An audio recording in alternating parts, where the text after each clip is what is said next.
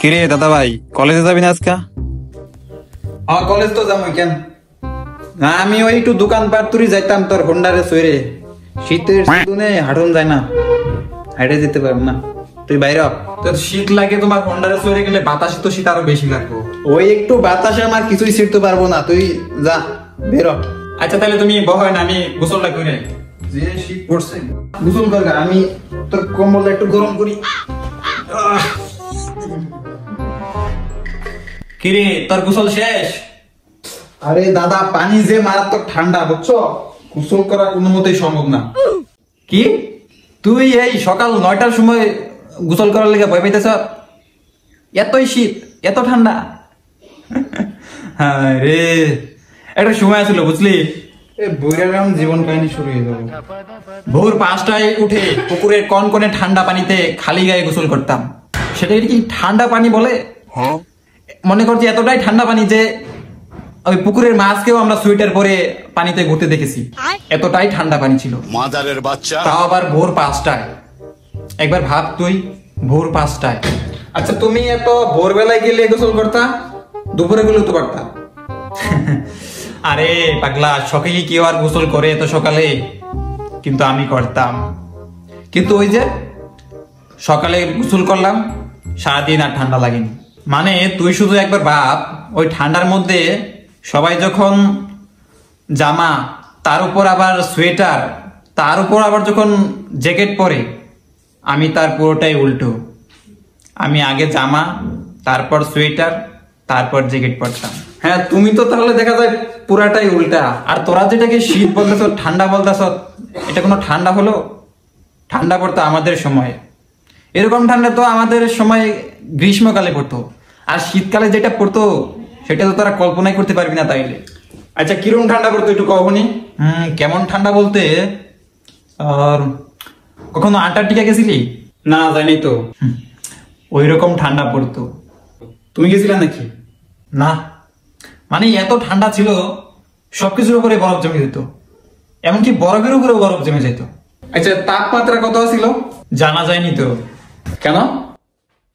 আরে যেটা দিয়ে তাপমাত্রা মাপা হতো সেটার উপরেও বরফ পরে বরফ জমে যেত, একেবারে দেখা যেত না তো।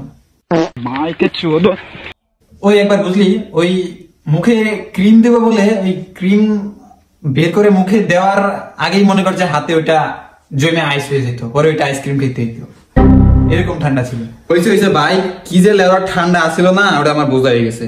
তোমার এই জীবন কাহিনী শুনতে তো আমার দেরি হয়ে যেতেছে, যাইলে লোক বাইরেও। আমাদের সময় যদি স্মার্টফোন থাকতো তাহলে ভিডিও করে রেখে দিলে, এখন যদি তোকে দেখাতাম তাহলে বুঝতি কিরকম ঠান্ডাটা ছিল। আচ্ছা ভাই, আমার ফোনটাই জানি কি হয়েছে বুঝলি, তোর ফুপু ফোন দেয়, ফোন বলে ঢুকে না। দেখতো কি হয়েছে ফোনটা, একটু দেয়। কই কি হয়েছে ফোনে দেখি? উল্টা পাল্টা চাইপে কি যে করে রাখছে কেরা জানে। দি এই যে যা ভাবছিলাম তাই, হালাই সাইলেন্ট করে রাখছে, আবার এরোপ্লেনও চালু করে রাখছে। যাক, সুযোগ একটা ধান্দা করে দেই। রে দাদা, এটা তো কাম হয়ে গেছে, বিশাল বড় এক সমস্যা হয়ে গেছে এটার। দাদা এটা তো যা দেখা যাইতেছে বুঝছো, এটার দুইটা মাদার বোর্ড, একটা কিবোর্ড, এটা একবারে গেছে গা। আর এটার ভিতরে যে ইঞ্জিনটা আছে না, ইঞ্জিনটা তোমার এক সাইড একবার ড্যামেজ হয়ে গেছে গা, বুঝছো? আর কিডনিটা কি কিডনি, মোবাইলেরও কিডনি আছে নাকি? আরে হ্যাঁ, মানুষের শরীরে যেমন সবকিছু আছে, এটার মধ্যে তেমনই সবকিছু আছে, নাহলে এটা চলবো কেমনে বুঝো না? ও, এখন যদি তুমি এটা মেকারের কাছে ধরো নিয়ে গেলা, বুঝছো, 7 থেকে 8,000 টাকা চাই বসে থাকবো, একটু নড়বো না, বুঝছো? হ্যাঁ, তোমার টাকা তো অনেক খরচ হয়ে যাবো। আমি এক কাজ করি বুঝছো, ওই আমার আছে, ওই অনলাইনের এক বন্ধু আছে বুঝছো, ইঞ্জিনিয়ার হয়, গ্যারেজে কাজ করে। আমি ওরে কয়ে দেখি, ঠিক করে দিব পারবো, আমি যত জানি পারবো। ওই মনে করো যে ইন্টারনেটের মাধ্যমে এর ভিতরে ইঞ্জিন পার্টস টার্টস যা লাগে সব, পাইপ আছে একটা, পাইপের মাধ্যমে লাগাই দিব, বুঝছো? ইন্টারনেটের মাধ্যমে ইঞ্জিন লাগাবো কেমনি আবার? আরে পারবো, তুমি ওটা এতগুলো বুঝবা না, বুঝছো? ইঞ্জিনিয়ার, তুমি বুঝতেছো না বিষয়টা, ইঞ্জিনিয়ার।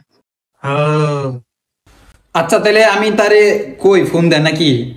হেই টেহা লয়ে আমার লগে হ্যাঁ জোরাজুরি করবো না, বুঝছো? তোমার যে তুমি আমার ই করো, ওই 3,000 3,500 টাকা দাও, যদি আরো লাগে ওটা আমি পকেটে ভরে দিমনি, ওটা সমস্যা নেই। আচ্ছা তুই তাহলে তারে একটা ফোন কর। আচ্ছা তুমি কি করো, টাকা দাও, ওই সবকিছু ইন্টারনেটের মাধ্যমে হবে, বুঝো না? টাকা মনে করো ওই যে বিকাশে পাঠাই দিব। টাকা তো আমার কাছে কয়টা জানি আছে, হারা এমনি তো 3,000 আছে। আচ্ছা তুমি 3,000 দাও, আমি আমি আর দেরি করি, ম্যানেজ করে দেখি, সমস্যা নাই। যাক, সকাল সকাল 3,000 টাকা ধান্দা হয়ে গেল।